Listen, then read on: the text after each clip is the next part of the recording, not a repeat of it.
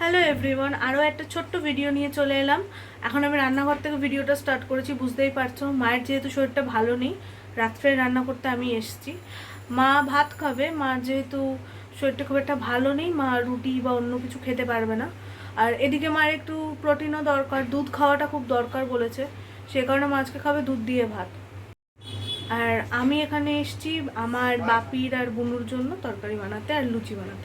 প্রথমে ভাবি ঠিক করেছিল যে বাইরে থেকেই খাবার কিনে আনবে, কিন্তু দেখতেই পাচ্ছ আমাদের বাড়িতে একের পর এক কিছু না কিছু লেগেই রয়েছে।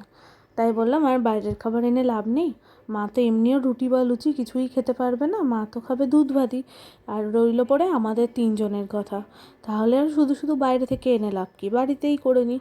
আর তোমরা অনেকেই জানো এই তরকারিটা করতে খুব বেশি সময় লাগে না। আমাদের বাড়িতে আবার সকলেরই এই তরকারিটা বড্ড প্রিয়। শীতকাল পড়লে অবশ্যই ফুলকপি আর মটরশুঁটিটা অ্যাড হয়, নইলে সারা বছর শুধু আলু, ওই সাদা সাদা আলুর তরকারি। এটা বরাবরই আমাদের বাড়িতে সাদা সাদা আলুর তরকারি আর লুচিটা খুব প্রিয় খাবার সকলের। এবার শুধু যেহেতু একটু ফুলকপিও রয়েছিল ফ্রিজে, তাই মা বলে একটু ফুলকপিও দিয়ে দে, খেতে ভালো লাগবে। আমি বললাম ফুলকপি যখন দেবই তাহলে একটু মটরশুঁটিও দিয়ে নিই, তাহলে আর কোনো কিছুই বাকি থাকলো না। তাই জন্য যেমন বলা তেমন চলে এসেছিলাম রান্না করতে। কারণ বাপিও সারাদিন পরে এসে খুব টায়ার্ড, মা ঘুমাচ্ছিল, সেই সময় এসেই আমি রান্নাটা বসিয়েছিলাম। তার আগে মায়ের মাথার কাছে চুপ করে বসেছিলাম, শরীরটা তো মোটে ভালো নেই না।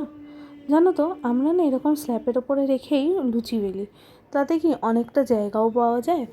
আর আমি যেহেতু অতটাও পটু নই মায়ের মতো লুচি বেলাতে, তাই আমার এইভাবে একটু সুবিধা হয়। শুধু কী করি, স্ল্যাবটা আগে একটু ভালো করে মেজে নিই, তারপরে ভালো একটা পরিষ্কার ন্যাকড়া দিয়ে সেটাকে মুছে নিই।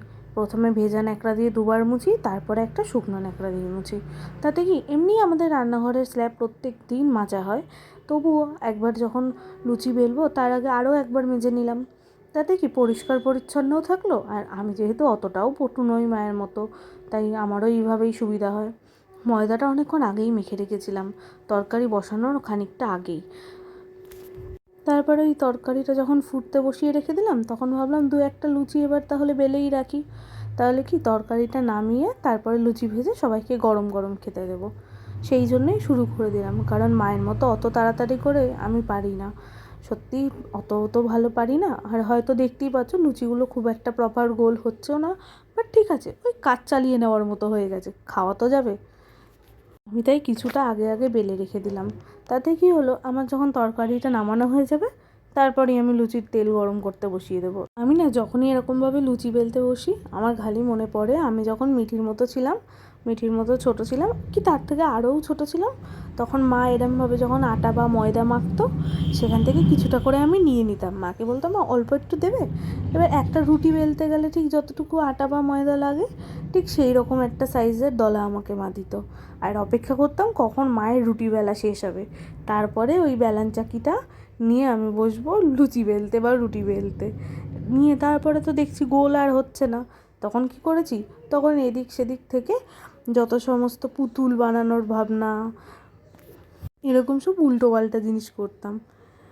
দেখো দেখতে দেখতে সকালও হয়ে গেছে, রাত্রে আর কোনো ভিডিও হয়নি। আর আমার না পরীক্ষার সময় ঘরের খাটটার অবস্থা ঠিক এরকম থাকে।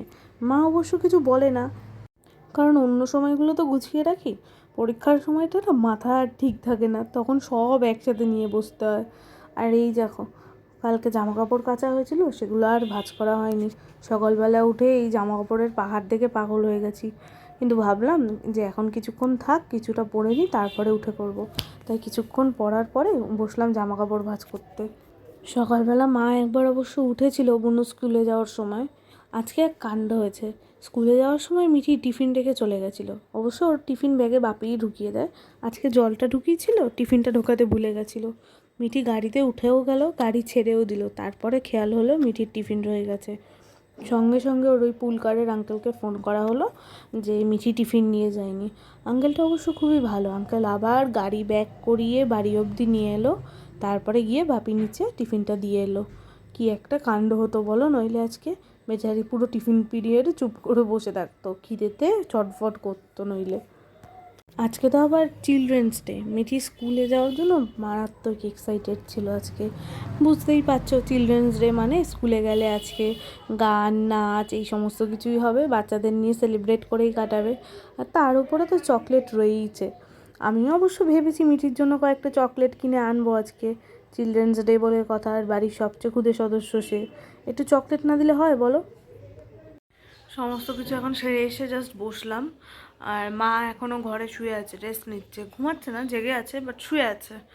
বাট বিছনা এবার তুলতেই হবে, অনেক বেলা হয়ে গেছে, এতক্ষণ তুলিনি একটা কারণেই, যে মা শুয়ে আছে থাক। এবার ভাবছি মা যেটুকু অংশ শুয়ে আছে ওইটুকু বাদ দিয়ে বাকিটা তুলে দিই, কারণ মা জেগেই আছে, ঘুমাচ্ছে তো না, শুয়েই রয়েছে জাস্ট রেস্ট নেওয়ার জন্য, কারণ প্রচণ্ড উইক। তাই ভাবলাম যাই কি এবার বিছনাটা তুলে ফেলি। চলো তোমাদেরকে আগে দেখাই মায়ের কী অবস্থা। দেখো বিছনা টিছনা কিচ্ছু তোলা হয়নি, এই যে মা শুয়ে আছে। ঠিক আছে একটু?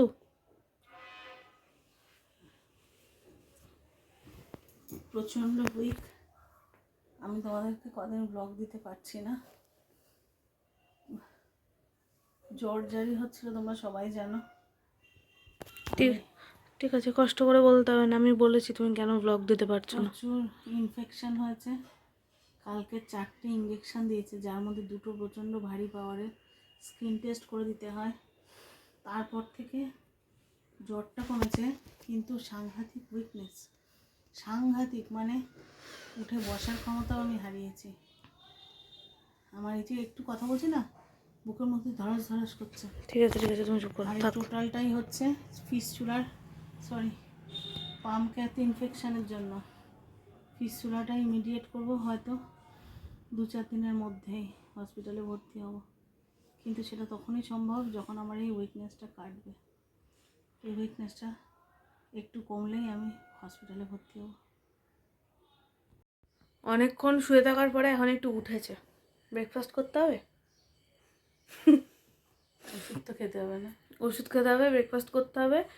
আর এখানে শুয়ে শুয়ে বোর হচ্ছে, একটু টিভি দেখতে পাচ্ছে না, বাইরের ঘরটায় কি ডিভানে শোবে বলছে, এখন গিয়ে একটু টিভি দেখবে, আর ব্রেকফাস্ট করবে, টিভি দেখবে, আর একটু শোবে, তাই তো? একটু টুকটাক তোকে সাহায্যও করবো। তুমি আগে রেস্ট নাও, আগে সুস্থ হও, তারপরে।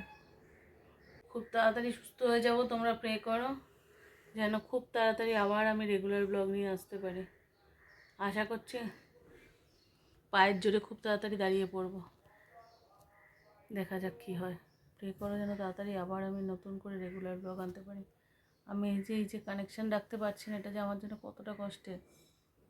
যাই হোক, তবু আমি জানি যে আমার যারা রেগুলার ভিউয়ার্স তারা ঠিকই এই চ্যানেলে আছো, আমার আপডেট পাচ্ছ। তো চলো, খুব তাড়াতাড়ি আসছি আমার চ্যানেলে নতুন ব্লগ নিয়ে। তার জন্য আগে তোমায় ব্রেকফাস্ট করে গায়ে জোর বাড়াতে হবে, চলো।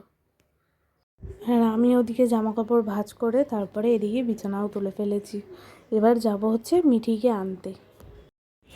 চাবি লাগে দরজা খুলতে গেলে। তুই ওপরে যা, আমি দোকানে যাব একটু। নে, পারবি? দে আমার কাছে, দে। আমি পারি। দে তো, বোতলটা দে। সব পারি। মিঠির হাতে ব্যাগ আর বোতলটা দিয়ে দেবো, দিয়ে তারপরে যাব হচ্ছে একটু দোকানে, আসলে শ্যাম্পু আনতে হবে, বাড়িতে শ্যাম্পু আর কন্ডিশনার শেষ হয়ে গেছে। আমি যাব আগে শ্যাম্পু কন্ডিশনার আনতে, ওই তখনই একবারের জন্য চকলেট নিয়ে আসবো। আচ্ছা দে, তালাটা এখানে রাখ, এখানটা রাখ, এটা ধর, এটা ধর, হ্যাঁ আগে এটা ধর, তারপরে ব্যাগ দেবো। নে ওপরে যা, আমি আসছি দোকান থেকে। পারবি? দে বোতল দে আগে, ব্যাগটা পিছনে। এই না, বোতল নিয়ে আমি দোকানে যেতে পারবো না, ধর। এতটা আনতে পেরেছি, সেটুকুও পারবি। আজকের ভিডিওটা ছিল এই পর্যন্তই। এরপরে আমি মিঠির জন্য চকলেট নিয়ে এসে ওকে দিয়েছিলাম। ভিডিওটা ভালো লাগলে লাইক কমেন্ট শেয়ার করে কিন্তু পাশে থেকো, আর চ্যানেলে যদি নতুন হয়ে থাকো তাহলে কিন্তু সাবস্ক্রাইব করে পাশে থেকো। দেখা হচ্ছে পরবর্তী ভিডিওতে, ততক্ষণের জন্য সবাইকে টাটা।